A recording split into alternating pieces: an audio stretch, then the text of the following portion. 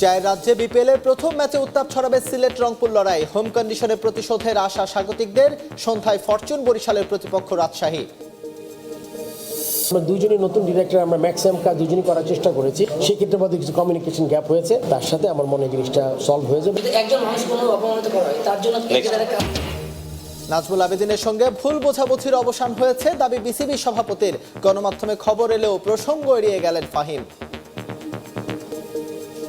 চায়ের দেশে আজ শুরু হচ্ছে বিপিএল উৎসব। প্রথম ম্যাচের জন্য প্রস্তুতি সেরে নিয়েছে সিলেট স্ট্রাইকার্স ও রংপুর রাইডার্স। চলতি আসরে মিরপুরে মুখোমুখি দেখায় জয় পেয়েছিল রংপুর। এবার হোম ভেন্যুতে প্রতিশোধের লক্ষ্য সিলেট দলের। একেই বলে পয়সা উসুল খেলা। চায়ের দেশে প্রথম দিনেই রংপুর সিলেট ম্যাচে চরম উত্তেজনা। দোলনার মতো ম্যাচ এইদিকে তো পরক্ষণেই আরেক দিকে। তবে শেষ পর্যন্ত এক অ্যালেক্স হেলসি রংপুরকে জেতালেন দাপুটে সেঞ্চুরিতে। জাকের আলীর তেলেসমাতি, রনি জাকিরের জোড়া 50, কোনোটাতেই শেষ রক্ষা করতে পারেনি সিলেট। এদিন অনেকেই ভেবেছিল টেবিলের শীর্ষে থাকা রংপুরের বিপক্ষে দাঁড়াতেই পারবে না তলানিতে থাকা সিলেট স্ট্রাইকার্স। কিন্তু বাস্তবে দেখা গেল উল্টো চিত্র। টস হেরে ব্যাটিংয়ে নামা স্ট্রাইকারদের ঝড় শুরু এনে দেন রনি তালুকদার আর জর্জ মানসে। 5 ওভারে তারা 47 রান তোলে বোর্ডে।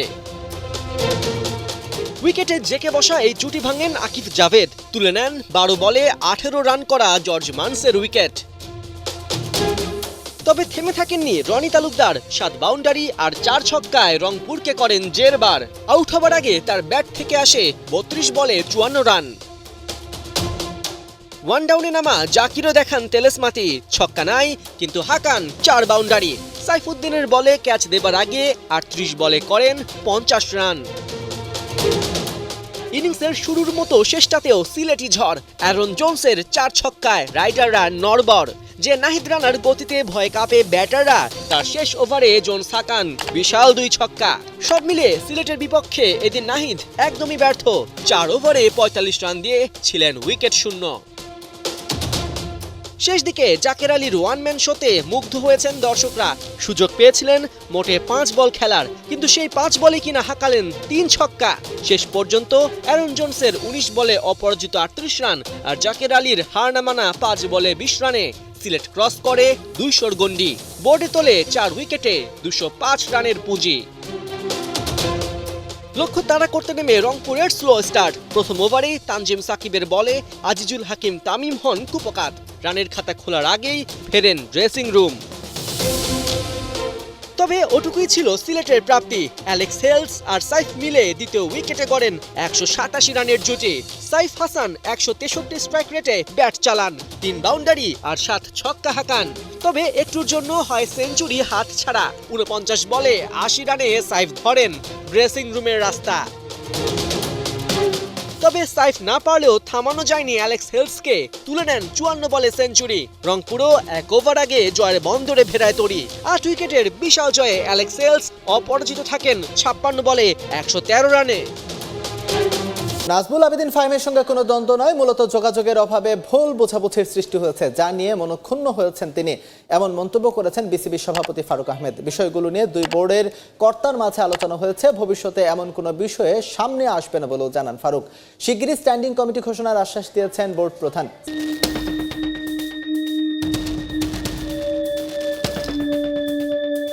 সাকিব তামিমের পর নতুন নাটক ক্রিকেট বোর্ডে।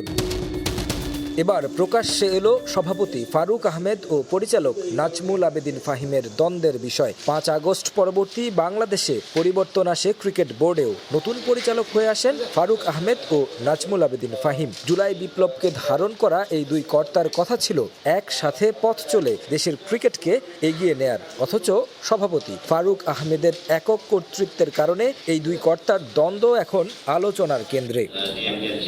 ফারুক ফাহিমের বৈরিতার শুরু এনসিএল টি20 দিয়ে। টুর্নামেন্টের বিভিন্ন বিষয় নিয়ে বনিবনা না হওয়ায় নাজমুল আবেদিন ছিলেন না উদ্বোধনী অনুষ্ঠানেও। সময় যত গড়িয়েছে দ্বন্দ্ব আরও প্রকট হয়েছে। আজকে বোর্ডের কর্মকর্তাদের সামনে ফাহিমকে নিয়ে কটু কথা বলেন ফারুক। সেখানে বোর্ড পরিচালক না থাকলেও পরবর্তীতে তা শুনে ক্ষোভ প্রকাশ করেন সভাপতির উপর।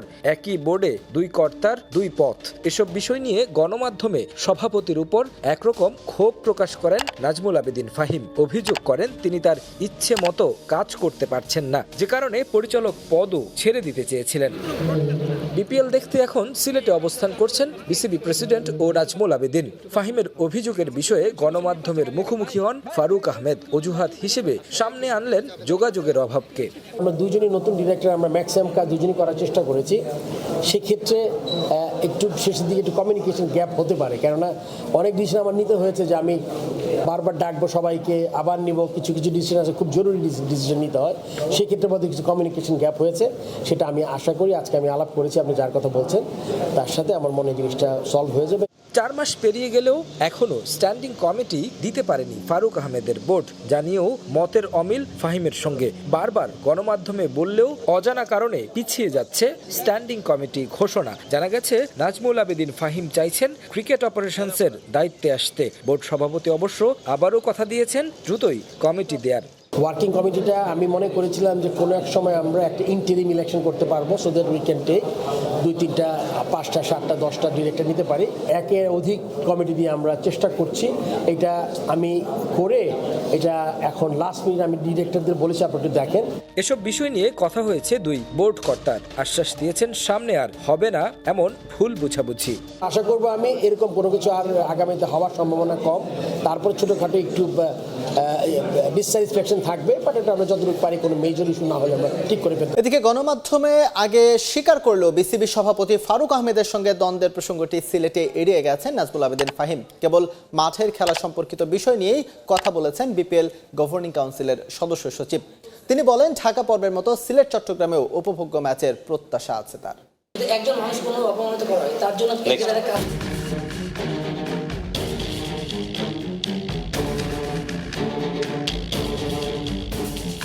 দিন বদলের স্লোগান নিয়ে বোর্ডে আসা দুই কর্তার দ্বন্দ্বের খবরে উত্তপ্ত ক্রিকেট আঙ্গন। বিসিবি সভাপতি আপত্তিকর কিছু বলেছেন, সেটা গণমাধ্যমে দেয়া সাক্ষাৎকারে জানালেও সিলেটে গিয়ে হঠাৎ কি হলো নাজমুল আবেদিন ফাহিমের তা তিনিই জানেন। আলোচিত বিষয় নিয়ে এদিন মুখে কুলু পাটলেন বিপিএল গভর্নিং কাউন্সিলের সদস্য সচিব। সিলেটে বিপিএল এর উন্মাদনা একটু বেশিই দেখা যায়। লাক্কাতুরার উইকেটে রান হয়, দর্শকরা উপভোগ করেন। এবারও তেমনটাই আশা করছেন নীতি নির্ধারকরা। উইকেটে রান না হওয়ার কোনো কারণ নেই। বেসিক্যালি আমরা ন্যাশনাল টি20ও দেখেছি, এনসিএল টি20 খেলা দেখেছি, এখানে রান হয়েছে। মিরপুরে আমরা দেখেছি কিন্তু শৈত্যপ্রবাহ চলছিল, রোদ ছিল না, সো ওইখানে একটা চ্যালেঞ্জ ছিল যে উইকেটটা কেমন বিহেভ করে। ফর্চুনেটলি খুব ভালো বিহেভ করেছে। এখানে আমার মনে হয় যে অনেক রোদের কারণে দ্বিতীয় খেলাটায় উইকেটটা কেমন হয় সেটা একটু দেখতে হবে। মাঠের বাইরে বেশ কিছু বিষয় আছে যেগুলো আমরা ফুল করতে পারিনি, এবং বাট বিপিএল শেষ হয়নি, সামনে আরও সুযোগ আছে সেগুলোকে মেন্ট করার। আমরা যে সিলেটে দর্শকদেরকে স্যাটিসফাই করতে পারি, চিটাগাংয়ে তাদের দর্শককে স্যাটিসফাই করতে পারি, এবং শেষ লেগে গিয়ে ঢাকাতে দর্শকদেরকে প্রথম যেই লেগটা হয়েছে সেরকমের কোনো কিছুর মুখোমুখি না হতে হয় সেই নিশ্চয় এনশিওর করতে পারি, তাহলে ধরে নেব যে একটা ভালো বিপিএল আমরা উপর দিতে পেরেছি। উইকেট নিয়ে এবার প্রশংসা কুড়িয়েছে বিসিবি, তবে টিকেটের অব্যবস্থাপনায় সমালোচনার মুখেও পড়তে হয়েছে ঢাকা পর্বে। সিলেটেও প্রেস বক্স সহ কিছু জায়গায় আরও গোছালো হওয়ার সুযোগ রয়েছে। জুলাই আগস্ট বিপ্লবে সিলেটের শহীদ সাংবাদিক তুরাবের নামে গ্যালারির দাবিও উঠেছে। এসব বিষয়ে গুরুত্বের সঙ্গে দেখছে বোর্ড। জুলাই বিপ্লবে যারা আত্মত্যাগ করেছে তাদের স্মরণে তো আমরা সবসময় স্মরণ করি তাদের, বাট সেখানে যারা আহত হয়েছে, যারা কন্ট্রিবিউট করেছে, যারা বিশেষ করে আহত হয়েছে তাদের জন্য একটা জোন আছে এখানে। সিলেটে একজন আছেন, আমরা নিশ্চয়ই সেটা মাথায় রাখবো। ভবিষ্যতে যদি কখনো সুযোগ হয় তাকেও আমরা অন্তর্ভুক্ত করব। লাক্কাতুরার স্পোর্টিং পিচে দেশি ক্রিকেটারদের কাছ থেকে আরও ভালো পারফরমেন্সের আশায় বোর্ড। টেস্ট চ্যাম্পিয়নশিপের ফাইনাল খেলা স্বপ্নটা সিডনিতেই খুইয়ে ফেলল ভারত। শেষ টেস্টে অস্ট্রেলিয়া 6 উইকেটে জিতে টেস্ট চ্যাম্পিয়নশিপের গ্র্যান্ড ফাইনালে সাউথ আফ্রিকার বিপক্ষের স্পটটা নিশ্চিত করল। বর্ডার গাভাস্কার ট্রফিতে অস্ট্রেলিয়া ভারতের মধ্যে উত্তেজনা চরমে। মেলবোর্নে চলা নানা নাটক সিডনিতে এসে যেন রূপ নিল সিনেমায়। রোহিত শর্মার এক্সক্লুশন আর তা থেকে টেস্টে তার অবসরের গুঞ্জন, ভাইস ক্যাপ্টেন বুমরার ইনজুরি নিয়ে হাসপাতালে যাওয়া, আর বিরাট কোহলির স্যান্ড পেপার গেট কেলেঙ্কারিকে স্মরণ। তবে দিন শেষে সবকিছু থমকে গেল ভারতের শোচনীয় পরাজয়ে। ক্রিকেট গ্রাউন্ডের ম্যাচের তৃতীয় দিনে নিজেদের দ্বিতীয় ইনিংসে মাত্র 157 রানেই অল আউট হয়ে যায় টিম ইন্ডিয়া। এক ঋষভ পান্ট করেছেন সর্বোচ্চ 61। তাদের এই ব্যাটিং কলাপসে অজিদের সামনে দাঁড়ায় 162 রানের টার্গেট। ইকুয়েশন বলে তাতেই প্রায় এক যুগ পর বর্ডার গাভাস্কার ট্রফি রিক্লেম করতে পারবে অস্ট্রেলিয়া। আইসিসি টেস্ট চ্যাম্পিয়নশিপের ফাইনাল স্পটটাও টানা দ্বিতীয়বারের মতো হবে নিশ্চিত। 141 রানে 6 উইকেট হারিয়ে দিন শুরু করা ভারত বাকি 4 উইকেট হারায় মাত্র 16 রানের ব্যবধানে। রবীন্দ্র জাদেজাকে 13 আর ওয়াশিংটন সুন্দরকে 12 রানে ফিরিয়ে দিয়ে এই ডাউনফলের শুরুটা করেন অজি পেসার প্যাট কামিন্স। বাকি কাজটা সেরেছেন স্কট বোল্যান্ড। মোহাম্মদ সিরাজ আর জাসপ্রীত বুমরাকে তুলে নিয়ে এই ইনিংসে মোট 45 রান দিয়ে 6 উইকেট শিকার করেন এই অজি। 2 ইনিংস মিলিয়ে 76 রান দিয়ে টেস্টে নিজের ক্যারিয়ারের প্রথম 10 উইকেট নেন বোল্যান্ড। সিডনির মাঠে এমন কীর্তি গড়ার নজির এটা চতুর্থবার। তবে 50+ উইকেট শিকারীদের মধ্যে তার 17.66 বোলিং গড় 111 বছরের মধ্যেই সর্বোচ্চ সাফল্য। ভারত হেরেছে 6 উইকেটে। প্রসিদ্ধ কৃষ্ণার 3 উইকেট শিকার করেছিলেন উসমান খোয়াজা, আউট হন 41 রানে। বাকি কাজটা হয়ে গেছে 34-এ ট্রাভিস হেড আর ওয়েবস্টারের 39 রানের অপরাজিত ইনিংসে। তাতেই নিশ্চিত হয়েছে অস্ট্রেলিয়ার টেস্ট চ্যাম্পিয়নশিপের ফাইনাল। পার্থে হারের পর বাকি সময়টা ভারতকে পাত্তাই দেয়নি স্বাগতিকরা। একদিকে অজিদের হাতে বর্ডার গাভাস্কার ট্রফি, অন্যদিকে নতুন বিতর্কে বিরাট কোহলি। মাইলস্টোন থেকে এক ধাপ দূরে থেকে স্মিথ আউট হলে ভিন্ন উদযাপন করেন ভারতীয় ব্যাটার। স্মিথকে মনে করিয়ে দেন স্যান্ড পেপার কেলেঙ্কারির কথা, যদিও বিরাট সমর্থকরা বলছেন এসব শুধু মজা। All eyes on Sydney. Standing ovation দিতে প্রস্তুত অজি সমর্থকরা। নার্ভাস 9999-এ দাঁড়িয়ে স্টিভ স্মিথ। কিন্তু হায়, মাথায় হাত গ্যালারিতে বসে থাকা স্মিথ পত্নীর স্নায়ুযুদ্ধের সাথে বোধহয় পেরে উঠলেন না। মাইলস্টোন থেকে এক স্টেপ দূরে থেকে ফিরতে হলো অজি ব্যাটারকে। টেস্ট ইতিহাসে দ্বিতীয় ব্যাটার হিসেবে 9999 রানে আউট হলেন স্টিভ স্মিথ। এর আগে 2011 সালে সাউথ আফ্রিকার বিপক্ষে মাহেলা জয়বর্ধনেও আউট হন 9999 রান করে।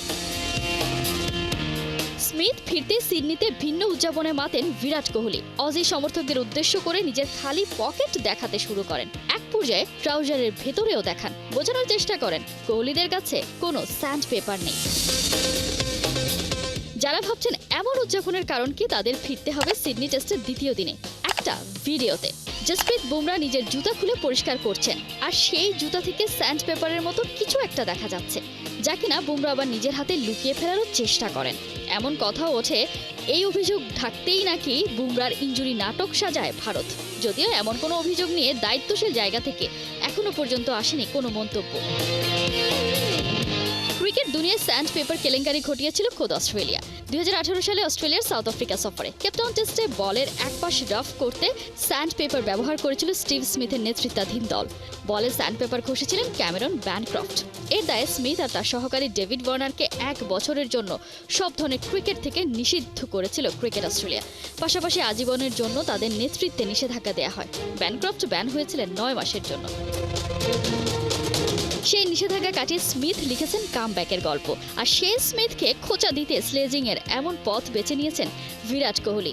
বর্ডার গাভাস্কার সিরিজ জুড়ে ব্যাট শান্ত থাকলেও অশান্ত ছিল কোহলির মেজাজ।